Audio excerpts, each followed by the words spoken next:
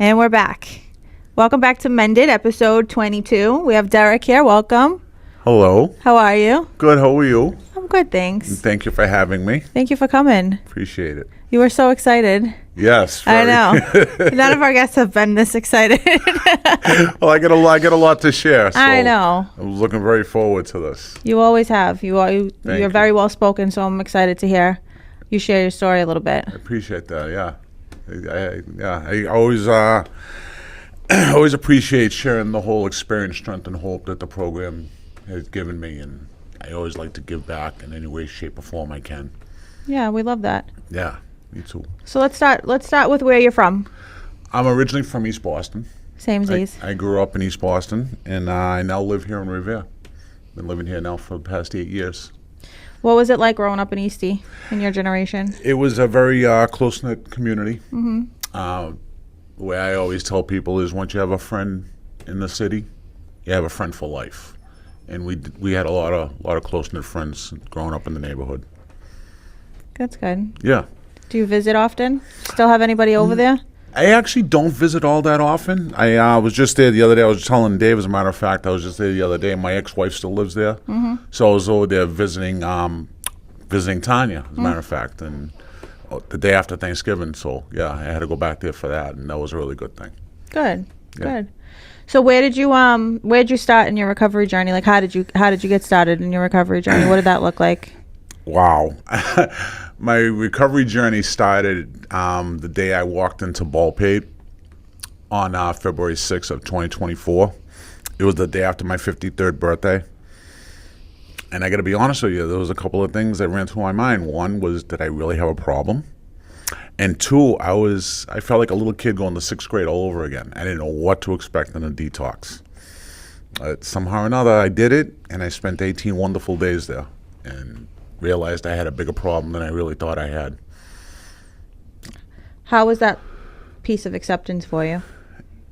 That piece of acceptance worked out very well, and it got me on the journey that I'm on today. I'm very pleased with it. I spent better part of 4 decades abusing alcohol, and as of today, I'm 22 months sober, and this journey has been absolutely amazing. The people I've met, the connections I've made, and working in the field now has been just absolutely second to none. It's been astronomical, to say the least. Was it difficult in the beginning of your journey at all?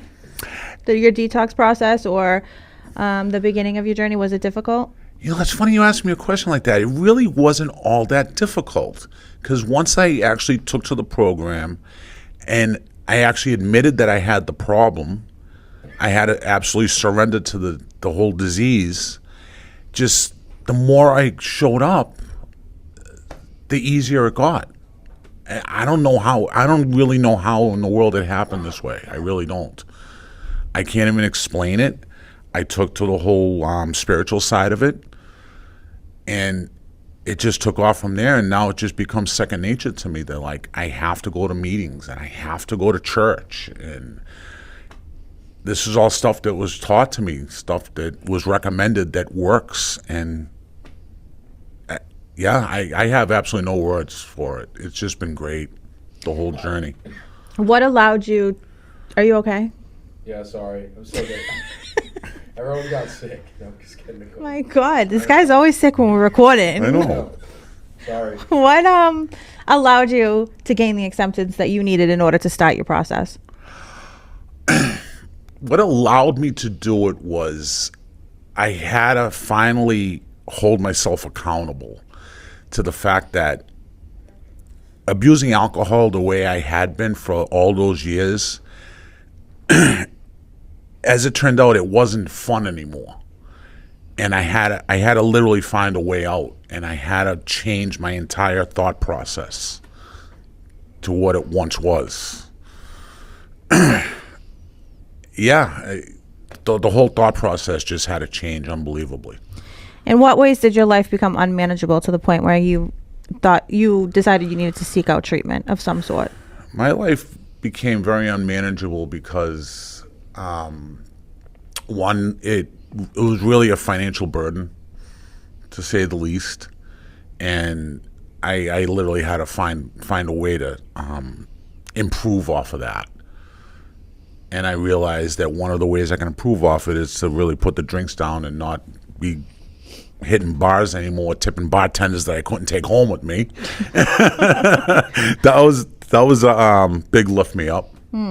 You know, and yeah, once I started to realize that, wow, I can actually keep money in my pocket rather than going blowing it at bars, that was a real motivator.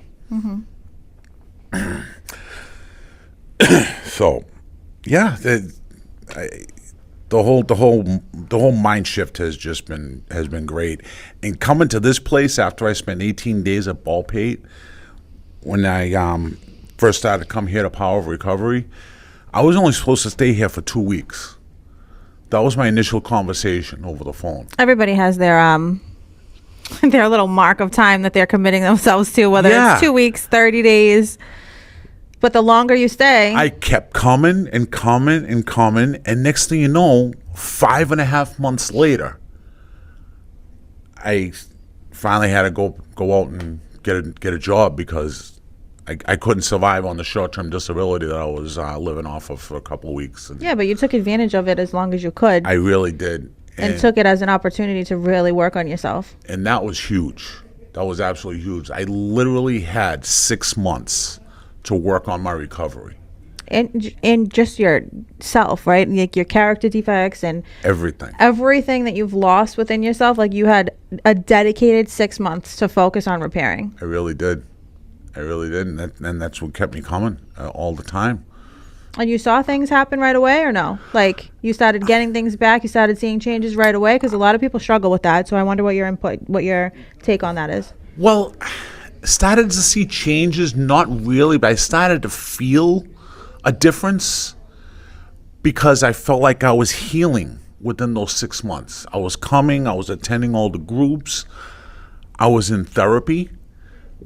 I was seeing the therapist, I was seeing Rich, I was seeing him once a week. And I was unloading everything to him.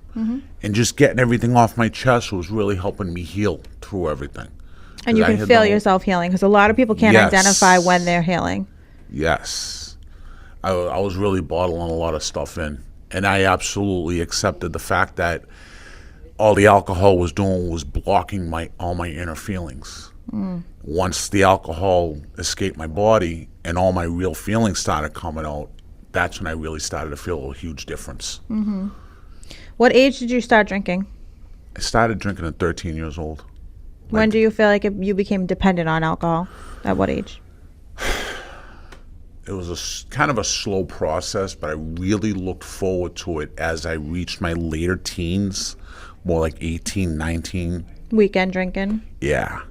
I looked very forward to it. It wasn't if I was going to have a drink. It was when I was going to have a drink. Yeah. Yeah. And back then it was fun. Yeah. And it was manageable. Absolutely. It was very socially acceptable. Still is. Yeah. Too socially You're right. It acceptable. still is.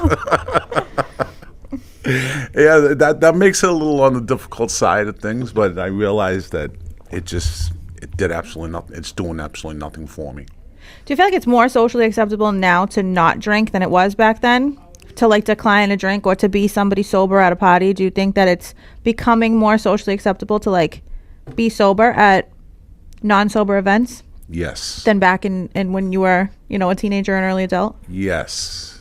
Because and the reason why it's a lot more socially acceptable is because I have put it into my mindset that I can no longer have a social drink ever again.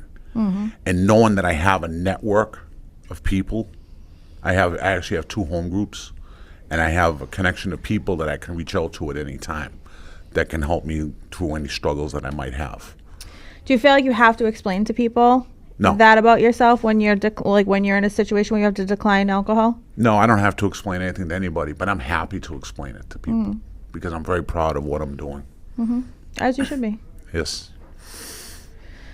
Did you hit any roadblocks during your recovery journey? I've had a couple of roadblocks. Yeah, not going to lie. I struggled a couple of times. I had to reach out to a couple of people on a couple of different occasions. And I was very happy to have had those people to be able to reach out to. And a couple times I got talked off the ledge because we're all very fragile human beings when it comes to trying to kick what we knew all of our lives. So yeah, I found a struggle here and there, but I got through them, and I know what not to do, and I know what to do. So, and I know exactly what one drink will do to me. Yeah, you play the tape now, right? Absolutely, I absolutely play that tape. It's not a fun tape. Yeah, no, it's No. catastrophic. Yes, very catastrophic. So you said you mentioned that now you work in the field, I do. and you feel like that's been extremely It's been- rewarding, and yeah. it's something that you hold close, right? But Yes, how I do do. you do that and recover? It's very simple. One is I absolutely love working in the field, for one. I absolutely, when I go to work every day, I honestly love my job so much that I don't feel like I'm going to work. So that right there helps me in my recovery that much more. And the fact that I can be there for the next person helps me that much more also. Like I see people when they come through the doors. You work inpatient, right? Yes. Yep. I see how they struggle. And I remember when I struggled early on, like, did I really need this? The hangover went away, so I'm fine now. And I see a lot of them when they come through those doors, they feel pretty much the same way. Once the hangover goes away, then they feel like some of them are healed, and they don't feel like they need it anymore. But a lot of them do stay, and a lot of them do want to stay the full journey. And some of them, believe it or not, they listen to me. And I'm very pleased with that. Yeah, it's crazy how that works, right? It really is crazy. Like, people actually look up to me. Like, where did this come from? I didn't ask for that. I didn't demand it. But yeah, people actually end up looking up to me. And I love it. I love every part of it. And I look up to them too, because they walk through the doors voluntarily. I look up to them too for even just walking through the doors. Yeah, it's fantastic. Yeah, it's a different type of sense of empowerment to watch other people gain their lives back. It really is. They Really like is. that. There's that cliche saying, "Oh, I see people, gain their spark back," but it's real. Like that spark's real. It absolutely is. I've seen so many people grow in that program. It's been great, really. And I've seen people in there, not only my age, but people in there in their 20s and 30s. And I look up to them because I wish I got these programs when I was that age. Yeah, I didn't even know these rooms existed at that age. I don't think they did really. There wasn't many places. There wasn't a lot of resources. Like this is all very new. Okay. I think so that makes a lot of sense. Yeah, I think that a lot of people weren't able to recover because there wasn't enough places like this. You're right. Okay. So yeah. Yeah. So, yeah, I mean, heaven only knows what I have been ready for it if they were available back then. I don't know, but I'm very pleased to see people in their 20s and 30s walking through those doors and taking to it the way they do. Yeah. Yeah, it really is a wonderful thing. Yeah. What did your relationships look like when you were still active? Wow, where do I even start? Well, first of all, my relationships, I got married very young, and How old? I was 22 years old, and I was, because I was still my alcoholism was at its peak back then, and it caused me to be a very irresponsible person. I was a lousy husband, I was a lousy father, and a lot of irresponsibilities came along with that, and I can never go back and fix that time. I can only look back on it and know what I need to do today. That was a very, very horrible time in my life, and I absolutely regret so much of it. And I've released a lot of that to, in therapy and stuff. And when I go on commitments, I'm able to speak about it also. But yeah, that was a very bad time. And then part of my story is that I actually went 12 years of my life from 35 to 47 where I got stuck on stupid. and I was making a lot of horrible decisions where I met a lot of the wrong women. I was in toxic relationships, and it was all the alcoholic mindset that just kept me making bad decisions. Yeah, so my relationships weren't all that great. And yeah, by today's standards, it's I was just gonna ask, how are they today? so much better. Yeah. Yeah, so much better. I know more now how to be more responsible, how not to be unmanageable. And yeah, as long as I keep showing up and keep doing everything I'm supposed to be doing, I can be that better person, and the best version of myself is going to come out every time. Did you have to make a lot of amends? I have to make a lot of amends. I haven't begun that yet, but one of the biggest amends I have to make, she already came back into my life and told me I don't have to send her an amends letter. Wow. How did that feel? Very touching. Yeah. Yeah, and that's my oldest daughter. You know, the fact that she reached out to me and she forgave me for everything. And I was just talking about this the day after Thanksgiving, as a matter of fact, that she said I don't have to send her an amends letter. Because honestly, sometimes amends are really able to be made, like, without Correct. words. Like, I feel like I've had some pretty strong, like, fallouts with people that meant a lot to me, and then, like, they came back around to make that amends, and I was the same way. Like, it doesn't have to happen again. You know what I mean? Correct. And I was very blessed that she was able to talk to me about that. And we didn't really go into a lot of details and everything like that. I mean, I know what I did. She knows what I did. And we just left it at that. And she just, like, forgave me for everything. And I was, like, so blessed that she finally, my prayers actually got answered, because I prayed one day that my kids would see what addiction does to a person. Yeah. And what addiction did to their father. And my prayers were answered because she actually understands what addiction did and where it came from. Did she do any education around that? Like, did she do any educating herself? It's funny you say that, because what I found out was she lives in Miami. And as I'm working on myself here in Massachusetts, going to my AA meetings, going to my therapy, attending my groups, as I'm working on myself here, she was working on herself in Miami. And it was her therapist that made her reach out to me.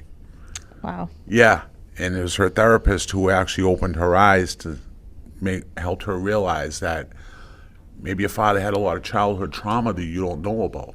And that was true, because I witnessed my father as a bad alcoholic, and that's where it all stemmed from. And she finally understood that part of it. Yeah. Like, and it brought me to tears that she absolutely finally understood that. Did you have to get raw and honest with her about that? Like, about your childhood trauma, about generational curses or anything like that? Or she just had this natural understanding without She just not had this natural understanding. Because believe it or not, when she was smaller, when my older two kids were smaller, they witnessed my father drinking really bad the way he did. And they saw him wilt away, what the alcoholism did to him. So I didn't really have to go into any details as far as that goes. They witnessed it. Yeah. Yeah. And that's where it all came from. So, yeah. It's a good journey. I feel like I finally broken the curse as far as the alcoholism goes in the family. Yeah. My father died at 67 years old from this disease. His father died at 62 from this disease. And here I am at 54 years old, finally breaking that chain.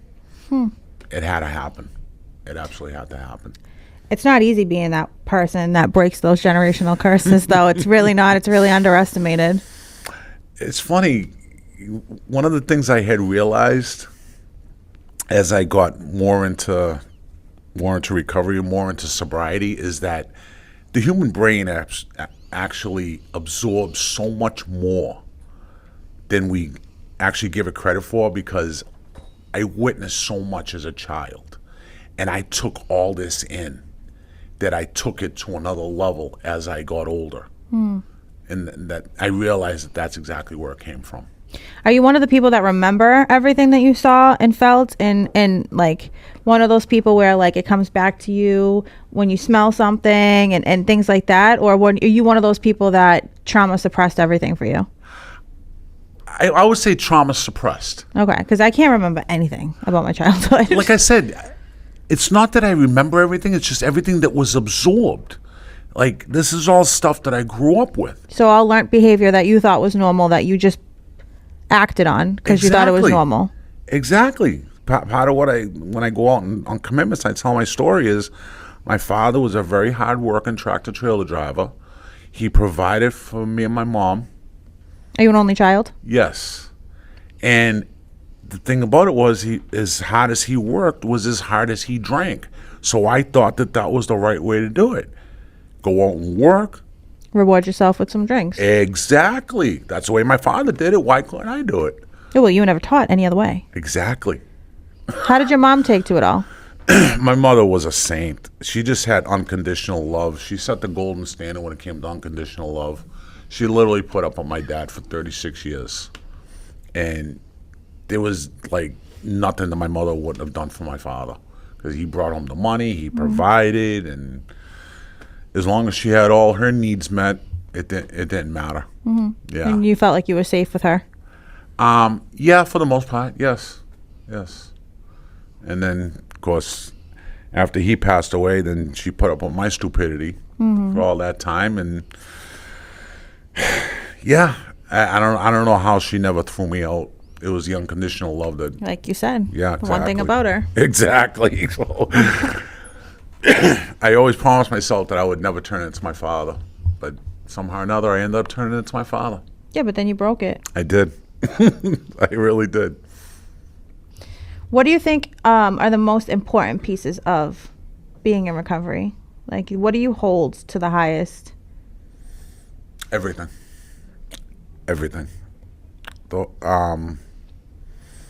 Always making sure that I maintain that balance, because I have to work, the bills have to get paid, and in order to maintain it, I have to continue to go to my meetings. I have 2 home groups, and church is a big part of my recovery. God is my higher power, and I do service work in the church, and that absolutely helps me tremendously. Did you have any sort of a relationship with God when you were using? You know, it's funny. I grew up a Catholic. I figured. And, yes, and I did all my sacraments through the Catholic Church. Never, ever did I ever put God and sobriety in the same sentence as I do now. I mean, I did church as a kid. I did communion. I did my confirmation. You know? Did you go to private school? No, I went to public schools. And I actually got my marriage blessed in a Catholic church. And I was still an active alcoholic then. But now, in sobriety, wow, God and sobriety go hand in hand.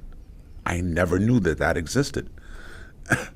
And, Do you think it's necessary for somebody to, in order for them to be successful in recovery, that they have to have a higher power relationship with some form of a higher power? Absolutely, because the way the steps are written, step 1 is we admit we are powerless over our disease. Step 2 is we find a power that's greater than ourselves to restore us to sanity. Without that power that's greater than myself, because I am powerless over my disease, so I absolutely need that higher power to help guide me through this, and I lean on that early and often. I'm very grateful to it. Very grateful to the whole thing. And those were just suggestions that were given to me. Another alcoholic told me, listen, this is what we highly recommend you do. And I took to it, and that's where I go from there. I don't go around preaching it. I don't go around telling other people this is what you should do. I was just going to ask, do you think that there are other pathways that work for people? What I tell them is, this is what works for me. What works for me may not work for you. You have to find your balance. And they take it from there. Well, I took my suggestions. Now this is my suggestion to you. Yeah. Do you feel like you have a large network of people in your life, or No, not a large network, no. But Okay. I have a good. you have what you need? Yes, I have exactly what I need. I have everything I need. I got like I said, I got 2 home groups, and they're very good people. I look forward to seeing them. And I have my best friend at home. She's my wife.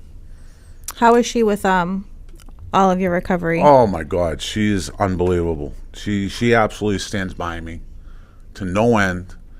Never questions me. Anytime I tell her I have to go on a commitment, on a night off or something like that, no questions.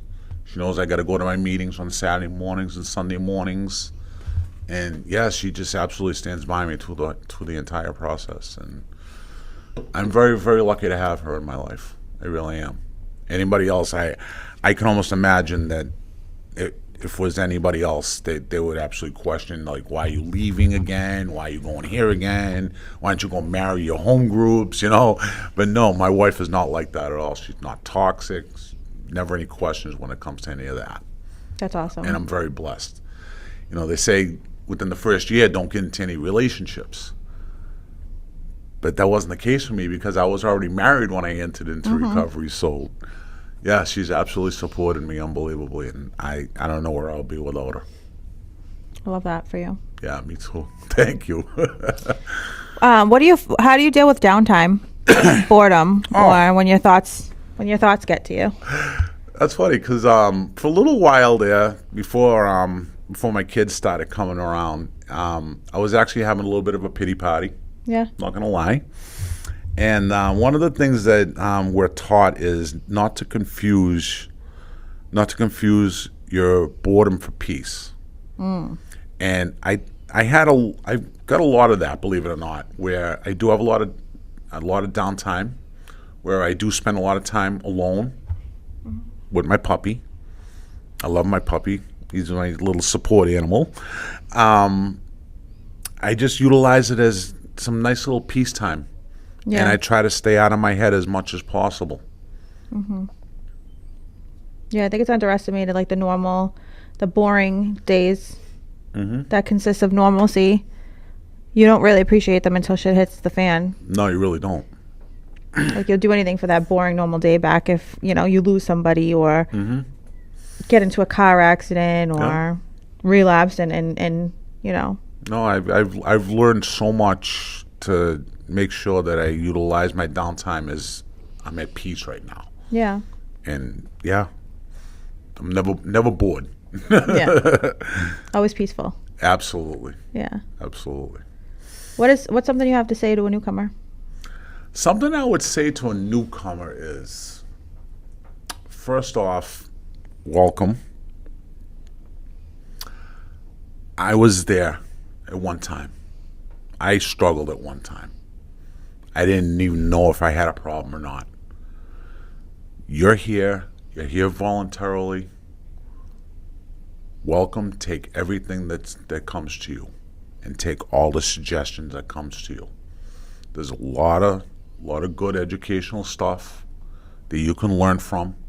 Pick up the big book, read it, get a sponsor, get a home group, and go from there. And don't let it overwhelm you, because one of the things I learned from being here in Power of Recovery is recovery isn't really all that difficult. All you have to do is sit there and listen. That's all you have to do. And that's one of the things I tell a newcomer, because that's one of the things that was told to me. That's something Dave would always say. Well, we had the same teacher. No, Dave would literally always be like, I don't understand what's so hard about just showing up somewhere. Yeah. What are we doing right now? We're just sitting here. Yeah, he's like, how difficult is this? I was running the house that he was living at the time, and I was like constantly battling people like, you gotta go to this meeting, and I just remember him sitting there one day like, you just gotta go show up. Like, you just go, instead of sitting on the couch, you're sitting at a meeting. That's like, it. How difficult is that? That's it. And when he said it to me, I'm like, so like the diseased mind is capable of seeing things like that, even though it's Yes, a it diseased is. mind, because he was no different than any other addict. You know what I mean? And it's like, I remember when he first walked in here. He looks like $1 million now.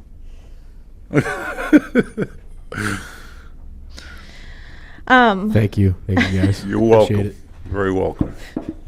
what do you have to do? I mean, what are we at? Okay. 30 minutes. Okay. What do you what's your take on relapse being a part of recovery? Because I know for your personal journey, it's not, right?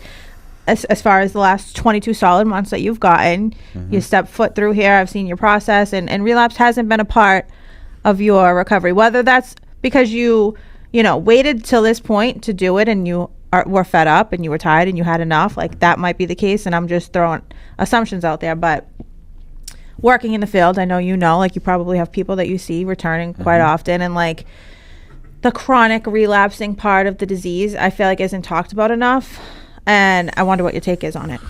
Well, my take on that is very simple. And you're right. It is a revolving door. It absolutely is. One of the biggest things is we all have to realize that we are all very fragile when it comes to this disease. Just because I'm 22 months doesn't mean I'm any better than anybody else. I can walk out the door right now and go stop off. There's absolutely nothing stopping me from doing that. But I do know what that one drink will absolutely do to me. It will absolutely take me down to no end.